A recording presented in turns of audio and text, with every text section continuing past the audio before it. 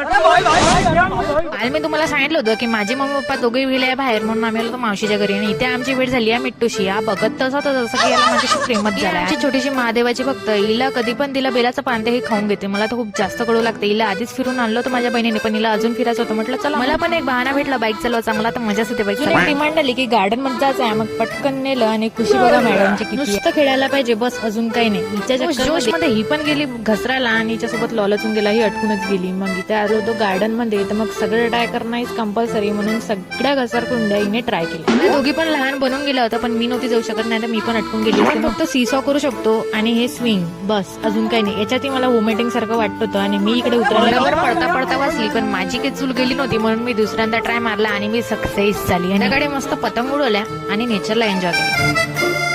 Video अच्छा लगे तो लाइक भी कर दिया करो यार. क्या तुम बताओ जी इनको. हाँ ना, तुम करते ही नहीं.